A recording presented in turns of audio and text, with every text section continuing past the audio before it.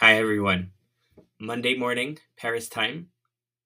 A picture is all over the internet from this weekend, the one on one meeting between Zelensky and Trump in the Vatican for the funeral of the Pope.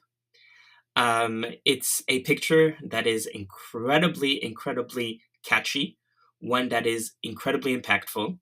And a lot of people are debating, did Donald Trump do this on purpose? Was this a setup? Well, I would tell you absolutely and don't have any doubts. Love him or hate him, before he was a politician, Donald Trump was the owner of the beauty pageant Miss America. And he was also, as you know, a reality TV host and a reality TV producer. This means that he knows what an appealing picture will be. He also knows how to tell a good story. Again, love him or hate him, you have to give him that. So, yes, this was basically a setup. It was basically the a talent that Trump has to put a good story out there, an impactful picture, and many people kind of feel it will last for a lifetime. But I think that what we're basically forgetting is not whether it was a setup or not. To me, the answer is pretty clear, is why this picture. This was fully intentional.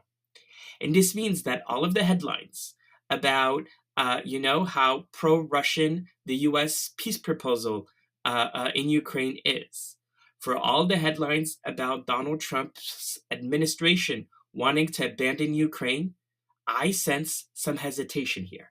There wouldn't be that face to face, so well advertised, so well set up, if there wasn't any hesitation. And I think the headlines can be interesting, but what we fail to see, if we only look at the world through those headlines, is that there is a battle inside this Trump administration. And it is not as determined as we believe to abandon Ukraine. And there's probably a little voice. Who is that within the Trump administration? That's an open question. But there's probably a little voice inside that Trump administration telling the US president that there has to be a better answer to this. That, to me, is the takeaway of that picture. It means that Donald Trump is certainly, willingly or not, or consciously or not, suggesting there's far more hesitation in his head than the headlines suggest. There might be another story out there. I wonder, it's an open question for me. The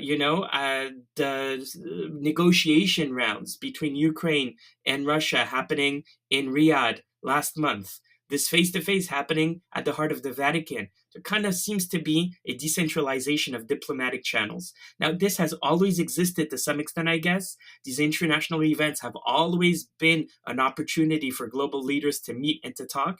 It seems to me this is a little bit more advertised than it used to be. And there seems to be, all of this happening in capitals that you may not have expected in the past.